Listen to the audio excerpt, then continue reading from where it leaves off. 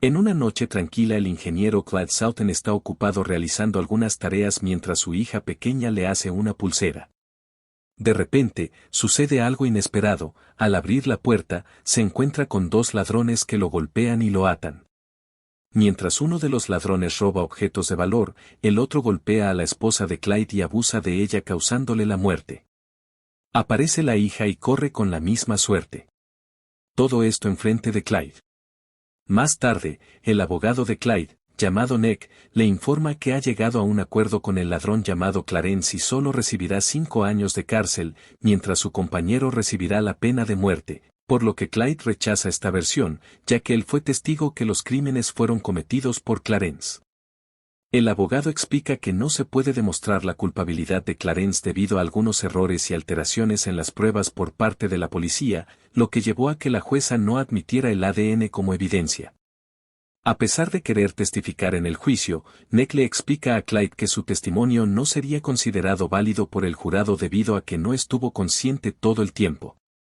Al día siguiente después del juicio, frente a la prensa, Clarence agradece a Nick por negociar un trato tan favorable para él, a pesar de saber que es el culpable de todo.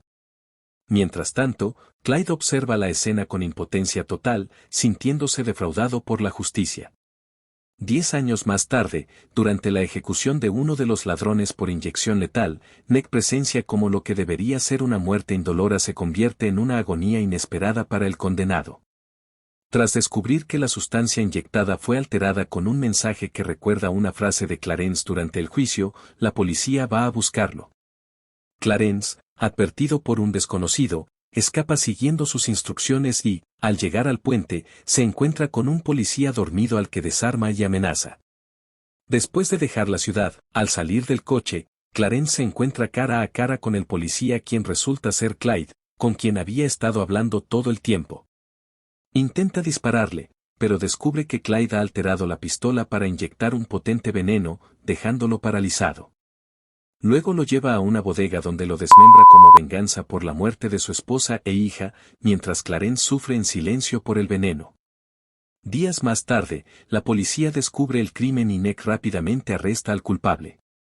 El edificio donde encontraron el cadáver pertenece a Clyde, por lo que lo detienen. En la cárcel, Nick le solicita la confesión del asesinato de Clarence, y Clyde revela su deseo de venganza por la muerte de su esposa e hija. Sin embargo, Clyde advierte a Nick que su confesión podría no ser válida en un juicio, pues podría considerarse una fantasía de un padre afligido. Clyde propone condiciones para una confesión válida, incluyendo una buena cama en su celda, pero Nick rechaza sus demandas al creer que tiene la situación bajo control. En la casa de Nick, la familia recibe un sobre con un video que muestra la muerte de Clarence, dejando a la hija pequeña profundamente impactada. Sin embargo, no pueden utilizar el video como evidencia contra Clyde, ya que su rostro está tapado. Por lo tanto, Nick decide cumplir las condiciones de Clyde y solicita al jefe de prisión que envíe una cama nueva a su celda. Durante el juicio, Nick espera que Clyde haga la confesión prometida, pero Clyde comienza a defenderse a sí mismo. Argumenta ante la jueza que no hay pruebas concluyentes que lo incriminen y presenta casos jurídicos similares al suyo para exigir la libertad bajo fianza.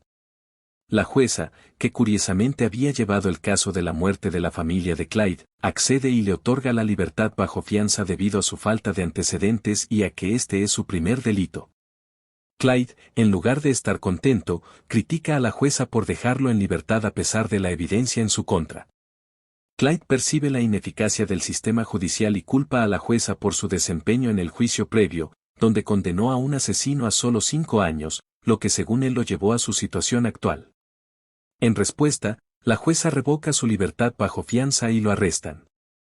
De regreso en la cárcel, Nick busca la confesión de Clyde, quien esta vez exige un buen filete con papas fritas, calabaza, espárragos y su iPod como condición previa. Nick le señala que debe tener algo que ofrecer antes de exigir condiciones, y entonces Clyde menciona a Bill Reynolds. La policía descubre que Reynolds, abogado de los ladrones que robaron la casa de Clyde, está desaparecido.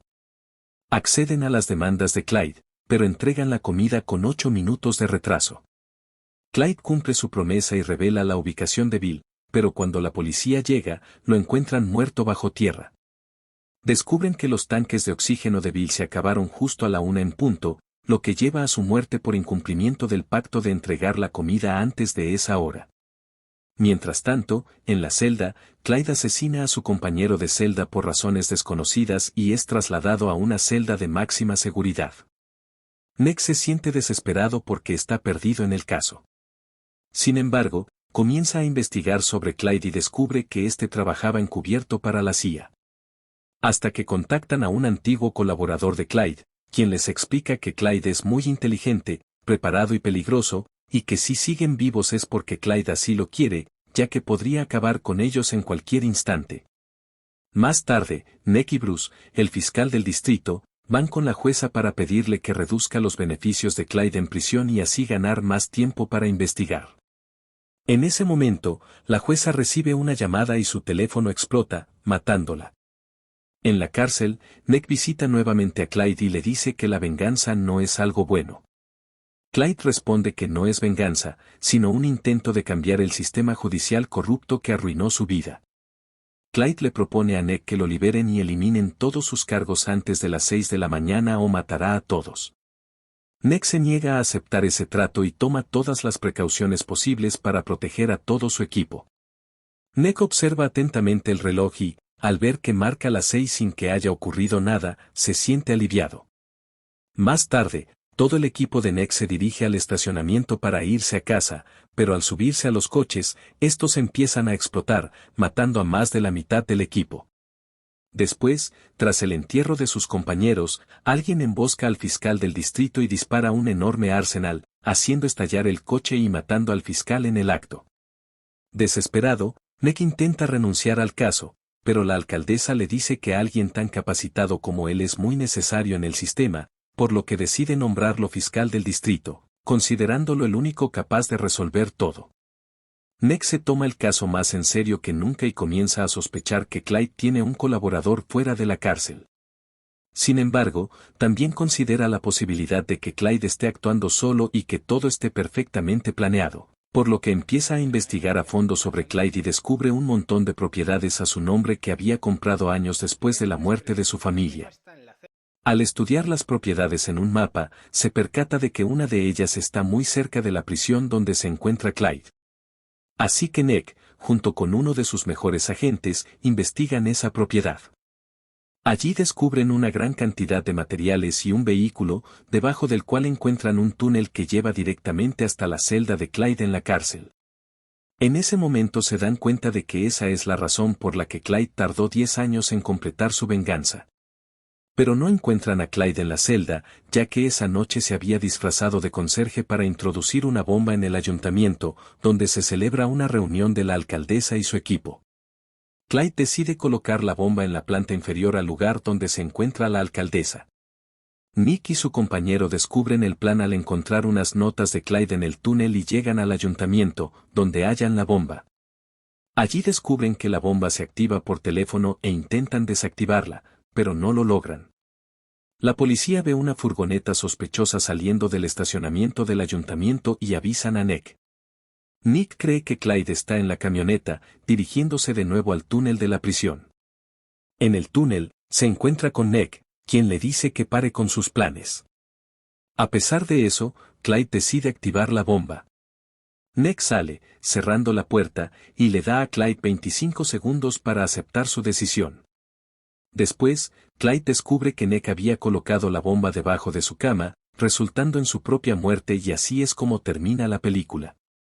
Nos vemos en el próximo video, si Dios quiere. No olvides darle like, suscribirte y activar las notificaciones.